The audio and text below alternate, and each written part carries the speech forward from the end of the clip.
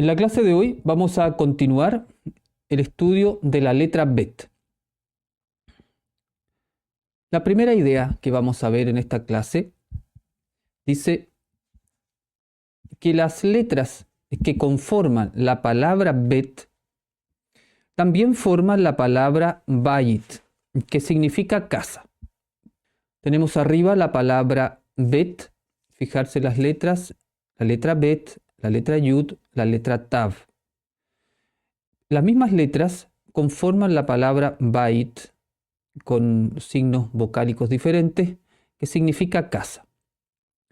Por lo tanto, la letra Bet está muy relacionada con el concepto de casa y con sus derivados. Entendemos una casa como una construcción, generalmente cubierta, destinada a ser habitada. Entonces, tres ideas principales. Una construcción que es cubierta y que es para habitación. Entonces, esas tres ideas, considerarla para el concepto casa. La palabra Bayit representa todas las moradas en general, pero desde un punto de vista espiritual, Bayit simboliza especialmente la casa de Elohim, o el templo, o el santuario, en hebreo Bet Hamikdash, destinado a ser habitado por el Creador. Dice la Torá en uno de sus versículos más importantes: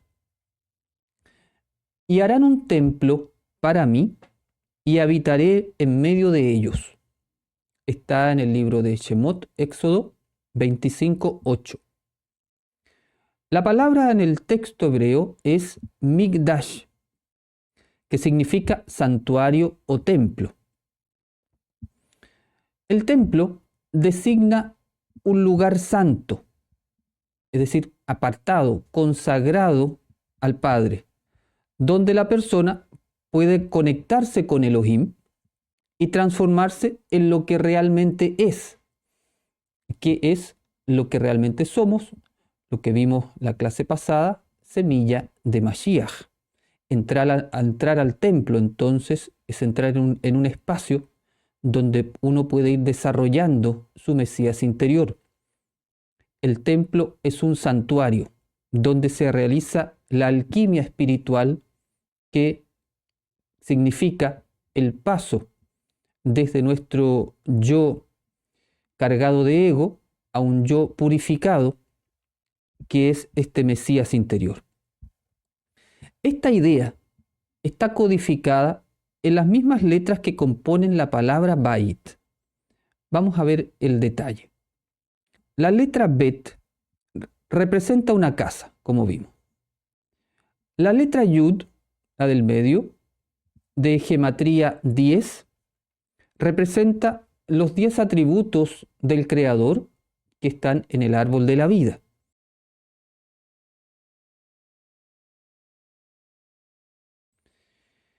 Y la letra Tav simboliza la consumación, cuando algo ya ha llegado a su máximo. Por lo tanto, la palabra Bet simboliza una casa, la letra Bet, donde habita la presencia divina, la letra Yud, en todo su esplendor, la letra Tav. La palabra Mikdash tiene un valor gemátrico de 444. La palabra Mikdash es la que estaba en el texto que cité anteriormente. Mem 40, Kuf 100, Dalet 4 y Shin 300. 444. El número 444 es una cifra con varios significados espirituales que están en relación a la palabra Mikdash. Vamos a ver algunos de estos ejemplos. 444 es la sumatoria del nombre de la letra Bet y de la palabra Lev, que significa corazón. Aquí ya nos estás dando una muy grande enseñanza. Entonces, Bet, la palabra Bet suma 412, la palabra Lev suma 32. Sumatorias 444. Ahora, la palabra corazón en el hebreo bíblico simboliza las emociones y también los pensamientos y la conciencia. Podríamos hablar de mente-corazón. Por eso, Yeshua le dice a los fariseos por qué piensan eso en su corazón. ¿Por qué piensan eso en su corazón? En nuestra cultura más occidental uno diría, ¿por qué piensan eso en su mente? Pero en el concepto bíblico, corazón también es un aspecto que uno piensa y siente. Entonces, mente-corazón. Dado que Bet simboliza una casa, decodificamos el significado cabalístico del texto de Shemot, Éxodo, que quedaría de la siguiente manera. Y harán para mí una casa en su mente-corazón y habitaré en medio de ellos. Esta idea es central en la mística del linaje cabalístico sacerdotal esenio nazareno que practicamos en Kabbalah Yeshua. Vamos a desarrollar más adelante esta idea de que vamos a generar un espacio en la mente-corazón para que el Padre habite en él. Estamos en el mundo para hacer un mikdash para Jehová. ¿Cómo lo hacemos? Tal cual como nos mostraba la lámina anterior. Haciendo de nuestro corazón, Lev, una casa, Bayit, para que Elohim habite en ella. Una forma de trabajar con las letras hebreas es justamente contemplar la lámina, darnos cuenta de la relación que tienen las palabras, el código que está contenido. ¿Cómo hacemos para construir un mikdash para Jehová en este mundo?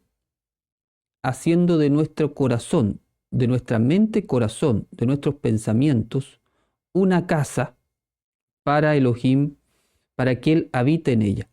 Es decir, Elohim, la presencia divina, la Shejinah, tiene que habitar en nuestros pensamientos, estarle generando al Padre en nuestra mente constantemente pensamientos de luz para que Él habite en nuestra mente. Cuando hacemos eso, estamos construyendo un mikdash. Estamos viviendo la petición que el Padre nos hizo en ese versículo de Shemot. ¿Qué elementos utilizamos para construir el mikdash en la Kabbalah nazarena? Utilizamos las 7 herramientas de la Kabbalah nazarena, que son el estudio de la Escritura, la meditación cabalística nazarena, la vivencia de la Torá de acuerdo a la enseñanza de Yeshua, la respiración y sus distintas técnicas, los ejercicios energéticos, la canalización de luz para sanación y la vida comunitaria. Esos 7 elementos son las herramientas de la Kabbalah nazarena para construir el mikdash. Estos 7 elementos son los pilares que sostienen el camino espiritual enseñado por Kabbalah Yeshua. Vamos a ver una segunda idea. 444 es la multiplicación de 2 elevado a 2 por 3 por 37. Entonces vamos a ir viendo qué simboliza cada una de estas ideas. 2 es el valor gemátrico de Bet. 3 simboliza la tríada superior del árbol de la vida, Keter, Jochma y Binah, de Arij Anpin. Y 37 es el valor de la palabra Yehidá. que se constituye por una Yud, que vale 10, una Het, que vale 8, una Yud, que vale 10, una Dalet, que vale 4, y una He, que vale 5. Ahora, Yehidá corresponde al nivel de conciencia más elevado de nuestra alma. Está relacionado con Atzilut, el mundo espiritual superior, donde se encuentra nuestra conciencia Mashiach. Siempre decimos que dentro nuestro está la semilla de Mashiach. ¿Dónde está desde el punto de vista de nuestra alma? Está en el nivel del alma llamado Yehidá, que es el más elevado. Yehidá representa la unión completa con el Padre Celestial, en que la voluntad humana y la voluntad divina se hacen una.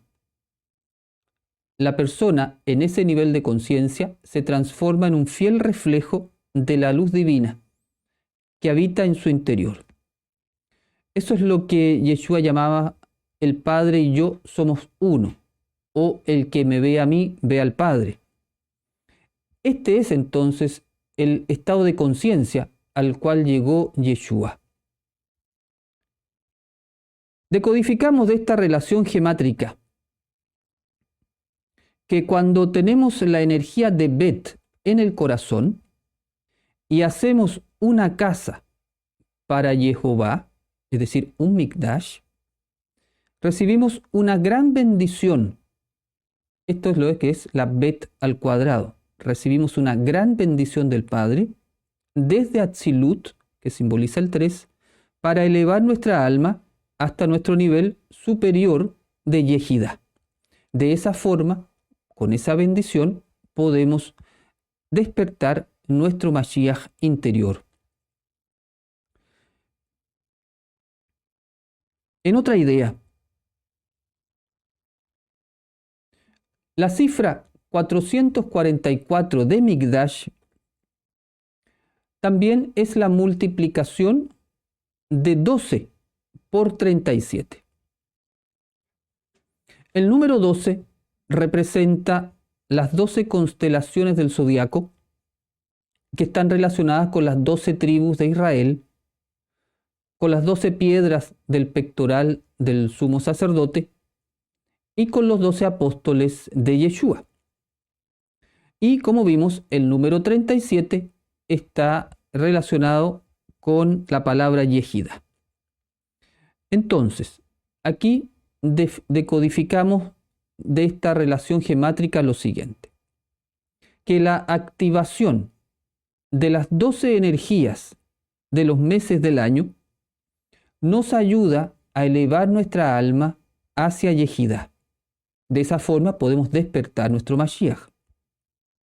Y entonces, de esa forma, podemos hacer en nuestro corazón, que es 32 Lev, una casa 412 para Jehová y formar nuestro Mikdash. Se desprende de esta idea la gran importancia de meditar el código del mes para recibir la luz de esos 30 días y desarrollar las virtudes asociadas a ese ciclo. Si meditamos diariamente el código del mes o lo invocamos, por ejemplo, cada vez que despertamos en la mañana, podemos invocar el código del mes como para sintonizar ese día con esa energía y vamos conscientemente durante ese mes entrenando, activando las virtudes asociadas. De esa forma vamos completando todo el ciclo de virtudes que el año nos trae. Entonces, al completar todo un ciclo de un año, vamos avanzando en la construcción del Mikdash. Por eso dice esta tradición que si hacemos este entrenamiento mensual, al cabo de un año habremos avanzado mucho en la construcción de nuestro Mikdash. Entonces consideren siempre en su entrenamiento el código del mes. En otra idea, La suma 444 de Mikdash también es la suma de 358 más 86. El valor 358 es el valor gemátrico de la palabra Mashiach. Y 86 es el valor del nombre Elohim. Decodificamos entonces de esta relación gemátrica que si queremos construir un Mikdash en nuestro corazón, al Padre, para que habite en él, un camino es recibir la luz de Elohim en nuestro corazón para despertar al Mashiach, siguiendo el modelo de Yeshua. La meditación de las palabras Elohim y Mashiach, con esta intención, nos ayudan a recibir la luz para hacer de nosotros un Mikdash.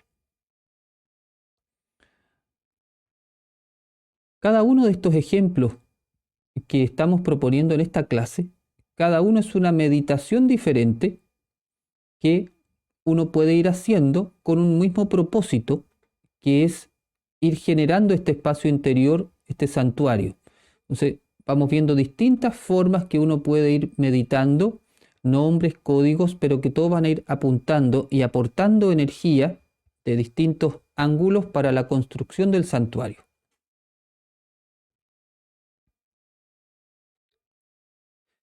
En otra idea,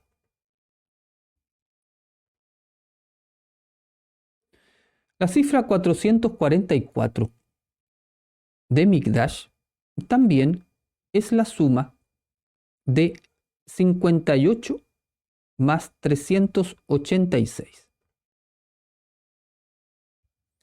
El número 386 es el valor gemátrico de la palabra Yeshua, el nombre Yeshua, el nombre del Mesías, el nombre de la salvación. Y el número 58 es el valor gemátrico de la palabra gen, que significa gracia, no gracias de toda, gracia de la virtud de la gracia. Gen. La palabra gen viene del verbo hanan, que significa favorecer. Esta es la raíz del nombre Yohanan, que significa Jehová favorece. Entonces, el Mikdash, la construcción de nuestro santuario interior, tiene que ver con la gracia y con la gracia de Yeshua, Gen Yeshua, para construir Mikdash. Tener la gracia de Yeshua para construir el Mikdash. La gracia, la virtud de la gracia, es una de las virtudes más como incomprendidas, difíciles de definir. Uno lo ha escuchado varias veces, la gracia divina o llena de gracia, pero no siempre está tan claro qué es. Vamos a centrarnos un poquito en esta idea, dado lo importante que es desarrollar la gracia de Yeshua dentro nuestro. La definición nos dice que la gracia es la virtud que nos lleva a inclinarnos en bondad hacia un inferior. Está relacionado con la energía de la misericordia. La virtud que nos lleva a inclinarnos en bondad, en Gesed, hacia un inferior. La palabra inferior, que puede sonar incómoda, no se refiere despectivamente a que una persona vale menos que otra, que eso no existe en la instrucción divina, pues todos somos creación de Elohim. Entonces, ¿a qué se refiere con inferior? ¿Cierto? Porque se está hablando que es una inclinación en bondad hacia un inferior. Si hay un inferior, hay un superior. ¿Qué es superior y qué es inferior dentro del contexto de la gracia? Superior e inferior se refiere más bien a roles, a cargos, a posibilidades en la vida o responsabilidades. Por ejemplo, antiguamente, un rey y sus súbditos, o el amo y sus siervos.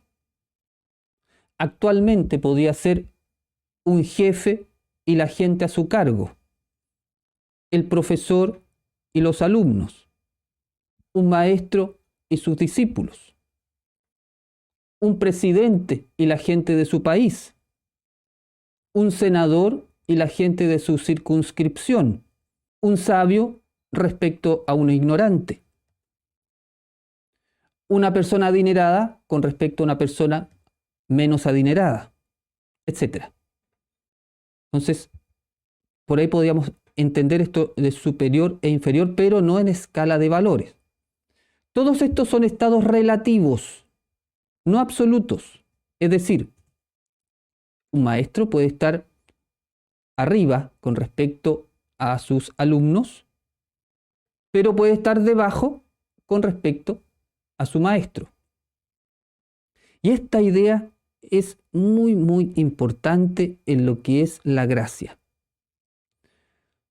Todos somos ricos frente a unos y pobres respecto a otros. Y eso está perfecto en el plan divino.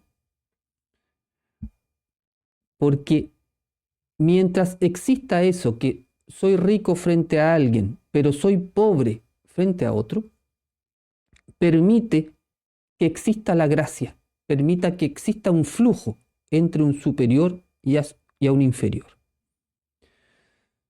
Por eso Yeshua dijo, siempre tendrán a los pobres con ustedes y cuando quieran les podrán hacer el bien. No como diciendo que está bien que hayan pobres materiales, sino en el sentido que siempre va a haber alguien que va a ser un pobre respecto a algo que yo tengo, pero yo voy a ser un pobre respecto a algo que otro tiene. Esta relación en la cual todos podemos aportar a uno y recibir de los otros es lo que permite la gracia. Porque la gracia entonces, como vimos, es esa disposición aquí al inferior, al que necesita lo que yo tengo, voy a poder darle eso. Y eso se puede aplicar a todo ámbito, por eso decía, desde lo económico hasta lo político, hasta lo educativo. Siempre va a haber un rol en el cual uno va a estar en una posición más, vamos a llamar, más arriba con respecto a otras personas. La igualdad estanca el flujo del amor. Si todos somos de arriba o todos somos de abajo, no se puede manifestar el gen, la gracia. No habría un desnivel que permitiría el flujo desde el superior al inferior. Todos tenemos el mismo valor a nivel espiritual, pero no todos tenemos los mismos roles a nivel físico en la sociedad. Cada uno ocupa su lugar de acuerdo a sus talentos y competencias. Por ejemplo, en una empresa hay muchos trabajadores. Hay un gerente general, están los gerentes de área, los jefes administrativos, los operarios, los auxiliares de aseo, etc. Cada uno realiza su función específica. Todos valen lo mismo como seres humanos, pero no todos son iguales en el funcionamiento de la empresa. Cada uno tiene sus talentos, conocimientos, capacidades y responsabilidades. Algunos saben mucho y pueden hacer varias cosas y dirigir a grupos de personas. Otros saben menos y por lo tanto realizan una función más acotada. Tener gen, tener gracia, no es poner a una persona que no tiene las competencias a gerenciar la empresa y darle la responsabilidad de tomar decisiones que afectarán a los cientos de personas que trabajan en ella. Lo que ocurrirá en este caso es que la persona colapsará por incompetente y se hundirá la empresa. Ahora, ser incompetente no es una ofensa ni un defecto. Simplemente es una realidad y una verdad. Porque incompetente indica que la persona en ese momento no tiene las competencias o capacidades para un cargo, trabajo o puesto. Y mientras no las tenga, no podrá hacer bien lo que ese cargo exige. Es de lógica elemental. No podrá hacerlo no porque sea mala persona o valga menos, sino porque en ese momento no está capacitado. Entonces, tener gracia, tener gen, no es idealizar al incompetente, solo porque es de abajo, porque eso lleva a las sociedades a nivelar en la igualdad de la mediocridad, sino que tener gracia y favorecer al inferior o al de abajo, como dice la definición, es darle la oportunidad de capacitarse para que tenga las competencias y pueda surgir. Y la responsabilidad de la persona es desarrollar los talentos de Elohim que Elohim le ha dado y aprovechar las oportunidades que reciba, multiplicando lo que se le da. Este principio cabalístico está magistralmente señalado en la parábola de los talentos de Yeshua. Estos principios, hasta ahora, no han sido comprendidos por la humanidad. Por eso, históricamente, los superiores, los que han tenido más posibilidades, en general han controlado y abusado de los inferiores.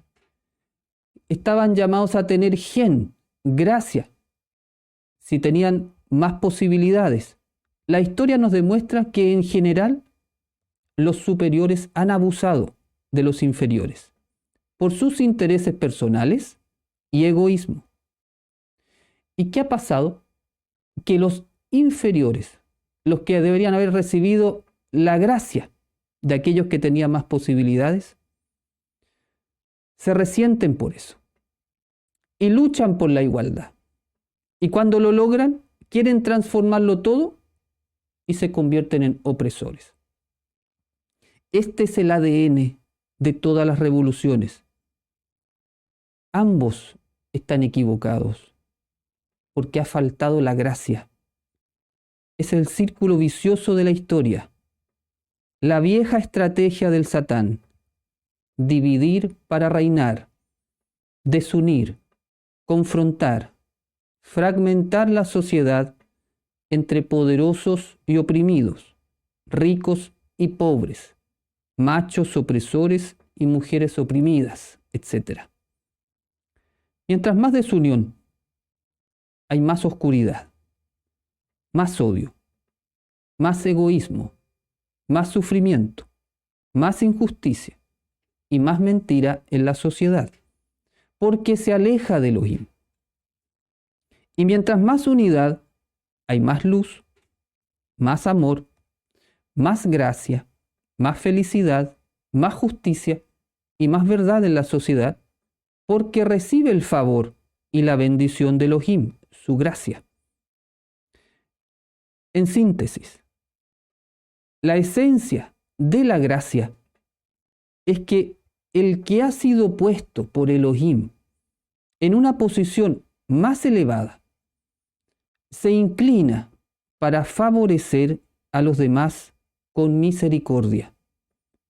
Del mismo modo como el Padre se inclina hacia nosotros para darnos su bendición de amor infinito, y del mismo modo como Yeshua, el Mashiach de Elohim, se inclinaba hacia todas las personas para darles lo que necesitaban.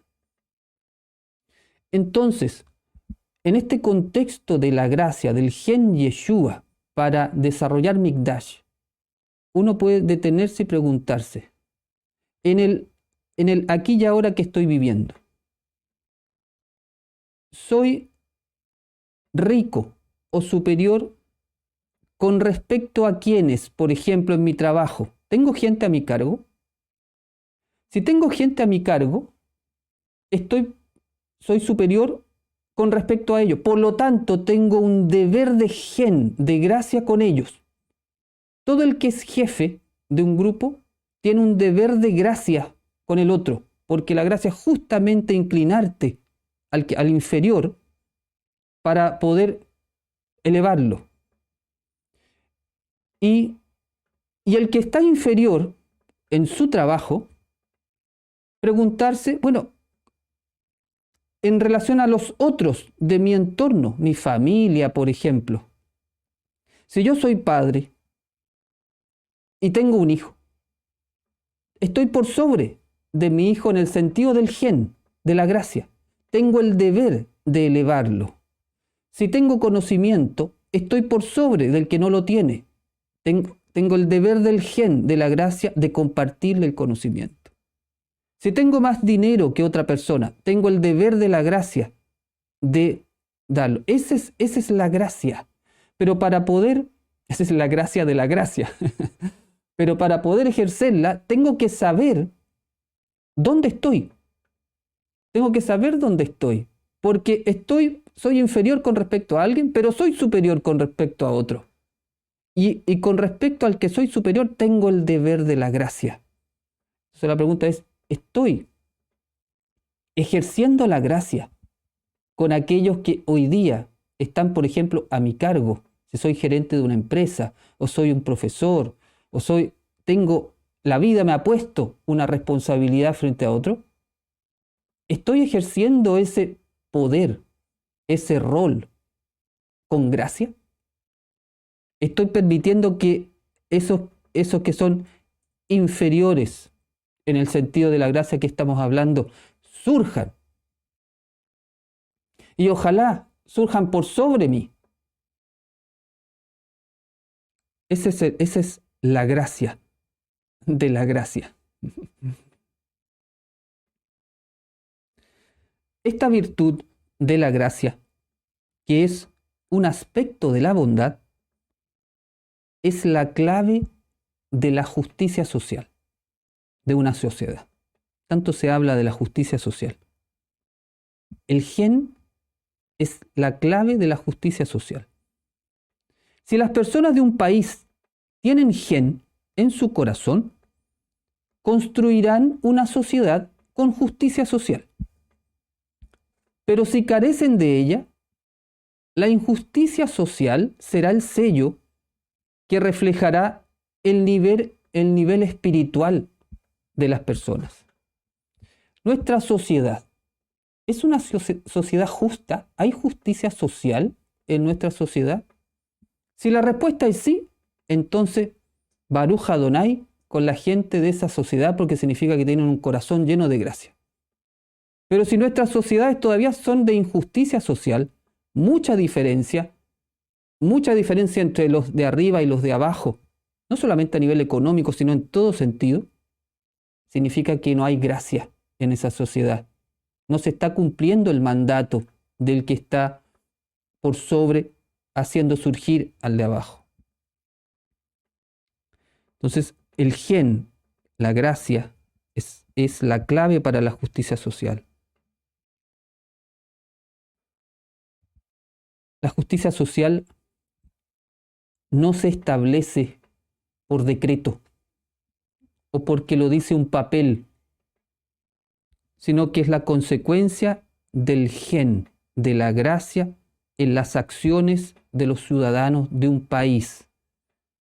La justicia social no es una ley, no viene dada por un papel.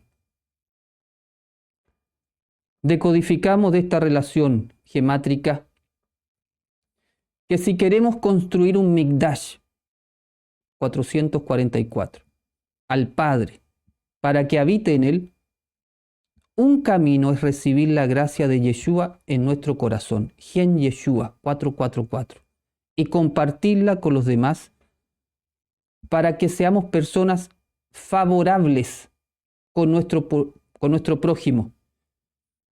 Si hicieran una encuesta a nuestro prójimo, por ejemplo, si yo soy jefe y le hacen una encuesta a la gente que yo tengo a mi cargo, ¿esa gente podría decir que yo soy favorable para ellos? ¿O soy un jefe que los oprime y que los estruja? Si yo tengo cualquier cargo de poder, vamos a llamarlo así, ¿qué dirían aquellos que yo estoy por sobre? ¿Los he favorecido con ese cargo del cual he sido investido por Elohim desde arriba? Cuando todos tengamos esa conciencia de que el poder que se nos ha dado, se nos ha puesto en ese lugar para ser favorables para nuestro prójimo, entonces vendrá la justicia social como una consecuencia natural. ¿Por qué no hemos podido construir sociedades justas y con tanta diferencia? Porque cuando se llega al poder, cuando se llega arriba, se corrompe fácilmente el alma y entonces uno empieza a acaparar para uno mismo, se olvida de los de abajo y entonces se sigue manteniendo esa injusticia. El día entonces que en el corazón del ser humano entre Elohim, entre Yeshua, y empecemos a tenerlo como modelo y seamos presidentes, senadores, alcaldes, jefes, gerentes, no sé, entrenadores, profesores, lo que sea. Y tengamos como modelo o como propósito favorecer a los demás, vamos a construir sociedades con justicia social. La única revolución que existe que puede traer justicia social a nuestro mundo es la revolución de la gracia, la revolución del corazón, la revolución de la espiritualidad. Cuando todo el mundo tenga Gen Yeshua en el corazón, este mundo se va a transformar en un Mikdash, en un santuario. En otra idea,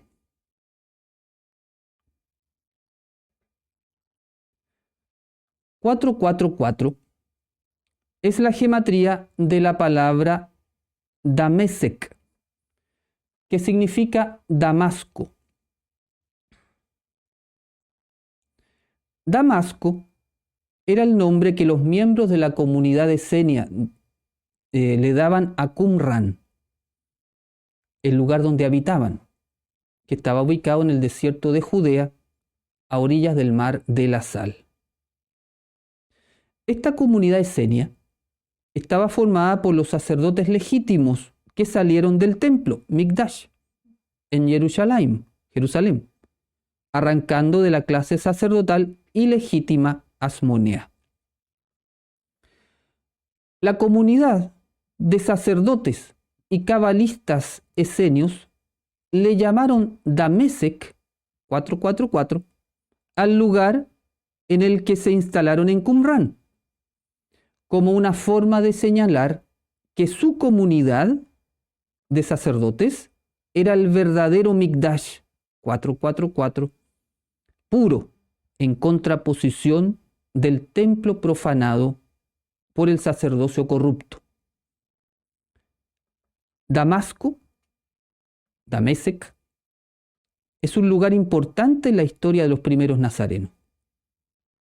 Pues camino a esta localidad iba Shaul, Pablo, cuando el resplandor de Yeshua se le apareció y se inició su conversión que lo transformó en el emisario de los gentiles. Dice el texto: mas yendo Shaul por el camino, aconteció que al llegar cerca de Damasco, repentinamente le rodeó un resplandor de luz del cielo, y cayendo en tierra, oyó una voz que le decía: Shaul, Shaul, ¿por qué me persigues? Él dijo: ¿Quién eres, Señor?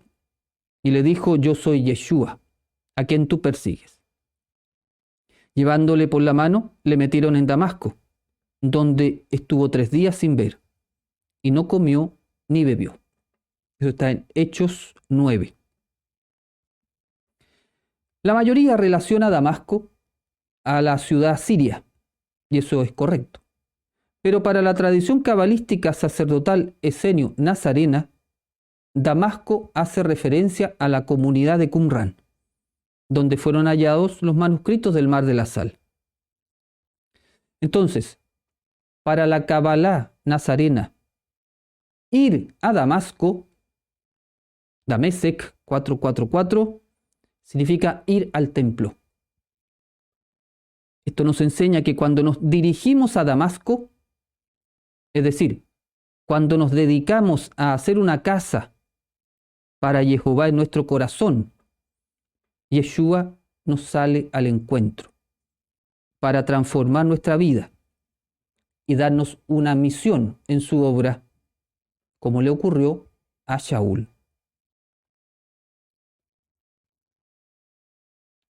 Todos entonces debemos ir a Damasco, es decir, tener el propósito de construir un Mikdash en nuestro interior para que nuestra sociedad se convierta en un Mikdash, en un templo.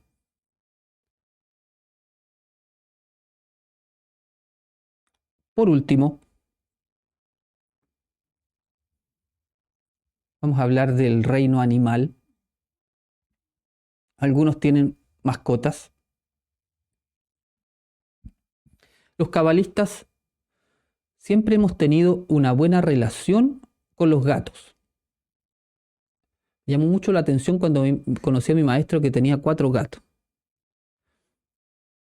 ¿Por qué? Porque ellos, los gatos, nos recuerdan el mandato divino de construirle un templo a Jehová. ¿Y cómo así? ¿Qué tiene que ver un gato con un templo?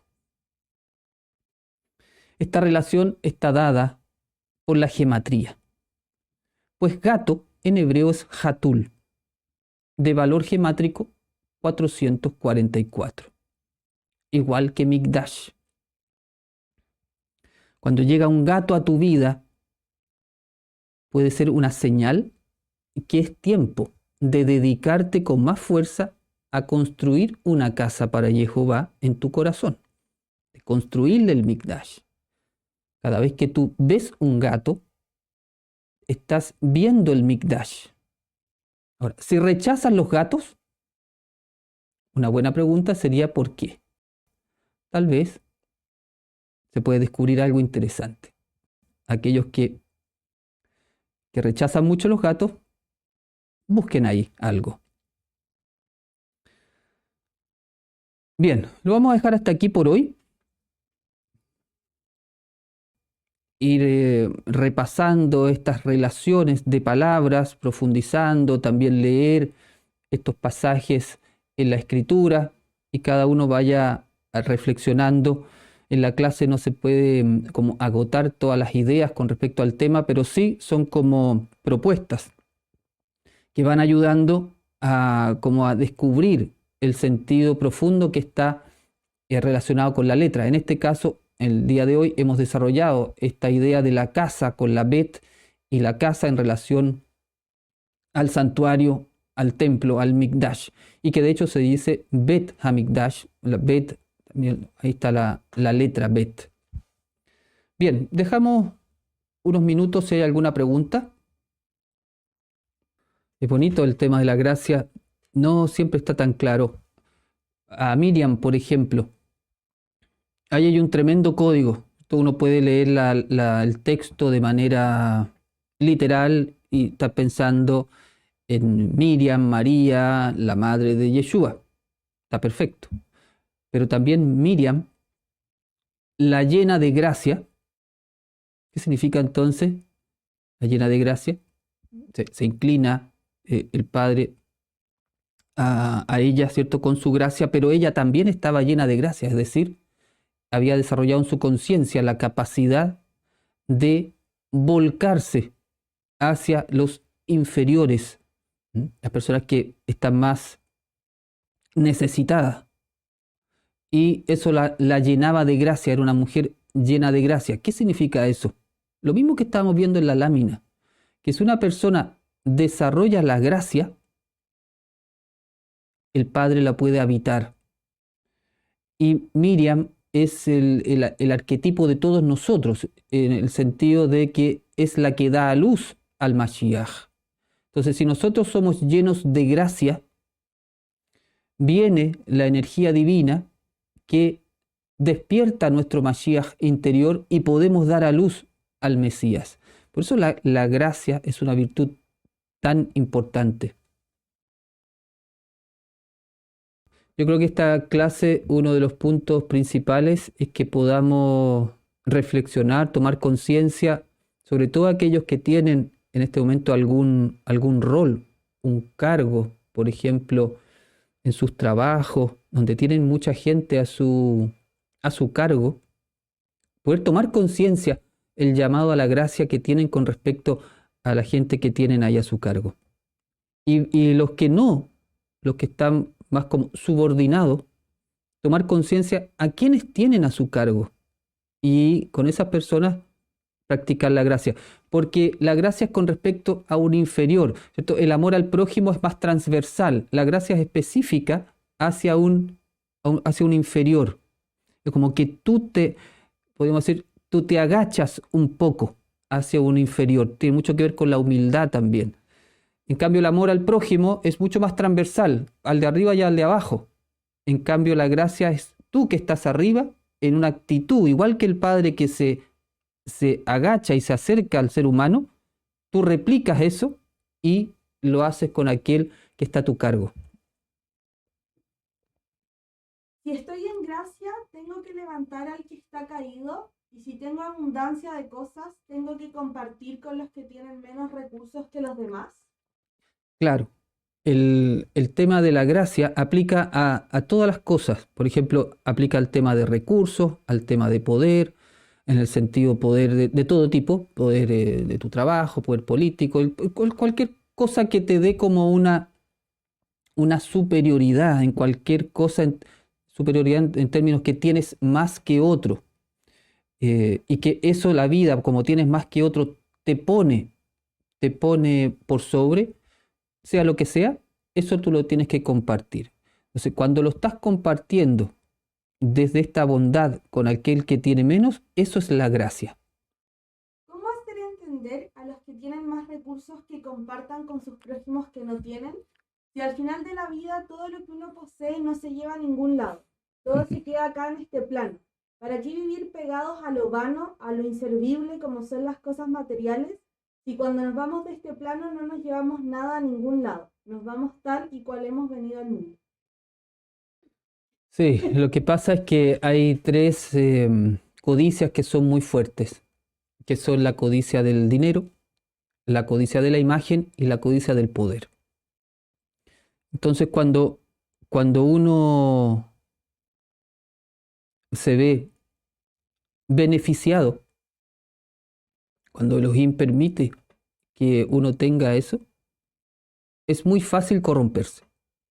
Ahora, tú me dices, ¿cómo se puede?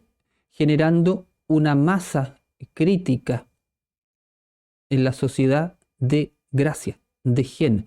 Mientras más gente practique la gracia en el cotidiano, cuando eso se transforme en un hábito, entonces se va a generar una conciencia colectiva que va a ir presionando la conciencia de aquellos que no están en eso.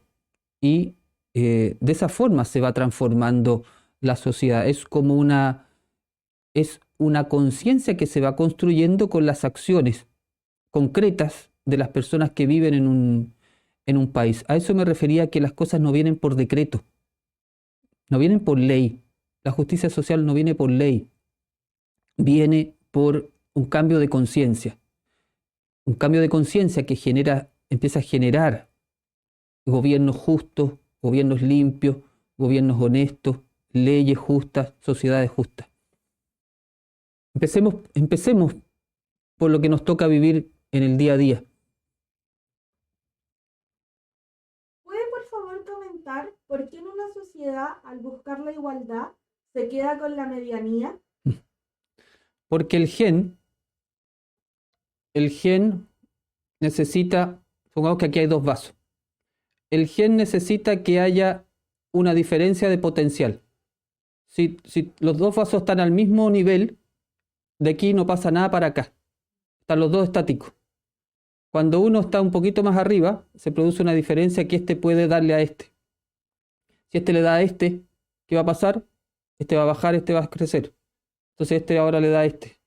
Y este entonces ahora le da a este. Y así es un círculo virtuoso. Si los 2 quedan aquí, al mismo nivel, no pasa nada. No hay movimiento. Se estanca el flujo del amor. Maestro, cuando uno pide gracia, entonces es de alguien superior a alguien inferior. ¿No se limita a pedir que nos vean con buenos ojos? Cuando tú pides la gracia divina, por ejemplo, lo que estás diciendo es que Elohim te sea favorable. Es decir, que Él se acerque a ti y te dé lo que tú necesitas. Porque eso es la gracia. Que el que tiene se acerca a ti y te favorece con algo. Eso es pedir la gracia. No se limita a pedir que nos vean con buenos ojos, porque la gracia es que tú le das al otro. No solamente lo ves con buenos ojos, sino que la gracia es que tú te acercas y favoreces a uno que está como en un nivel inferior. Esa es la gracia. No solamente que lo veas con buenos ojos, sino que le seas favorable. Shalom, maestro. ¿Sugiere algún código de meditación que sirva para trabajar el ejercicio de un liderazgo justo y con misericordia? Sí, yo diría que esa lámina del Gen Yeshua, es decir, que medites Gen Yeshua junto, con la intención de que se active tu Mikdash, es una muy buena lámina, es una potente lámina de meditación para desarrollar un liderazgo justo, porque vas a estar desarrollando la gracia, la capacidad de la gracia, teniendo a Yeshua como modelo. Entonces, si tú vinculas la palabra Mikdash, el Mikdash puede ser tú, ¿cierto? Tú como tu santuario interior, pero el Mikdash también puede ser, si tú, por ejemplo, en tu trabajo tienes gente a tu cargo, tú puedes querer que tu equipo de trabajo sea un Mikdash, sea un templo, un lugar donde habite Elohim, tu equipo de trabajo. Entonces, supongamos que tú eres el jefe. Entonces, tú como jefe, tú eres el responsable del gen para esa gente. ¿Por qué? Porque tú eres el que está arriba y ellos están subordinados a ti en el trabajo. Entonces, tú tienes la responsabilidad de ser de gen, hacer la gracia. Entonces, si tú haces eso, si tú tienes gracia con tus subordinados, en el nombre de Yeshua, estás haciendo lo que dice la lámina. Estás construyendo de tu equipo de trabajo un Mikdash. Es decir, estás haciendo un templo, un santuario con tu equipo de trabajo. ¿Qué mejor? Te va a salir 100% efectivo ese trabajo. Medita esa lámina. Un tzadik es un lleno de gracia. De todas maneras, un tzadik hace tzedaká. La tzedaká es una manifestación de la gracia, efectivamente. La tzedaká, generalmente la tzedaká se asocia al dinero, pero también la tzedaká es tzadik, es la justicia. Es que haya, el tzadik es un justo, y al ser justo hace que la sociedad sea justa. Y la sociedad es justa cuando los que tienen más o los tienen más responsabilidades ayudan a surgir aquellos que están subordinados. Bien, si no hay más preguntas, lo vamos a dejar hasta aquí. Vamos a dar gracias al Padre, a Yeshua, por este encuentro, por haber podido compartir esta clase. Y pedirle que su espíritu, su luz, llene nuestro corazón para desarrollar gen, la gracia, como Yeshua, y de esa forma poder construir un Mikdash en nuestro interior, transformarnos en un santuario y hacer de nuestro mundo, de nuestro trabajo, de nuestra casa, de nuestra sociedad, un Mikdash. Beshem Yeshua HaMashiach. Amén. Amén. Muy bien, muchas gracias por hoy. Shalom.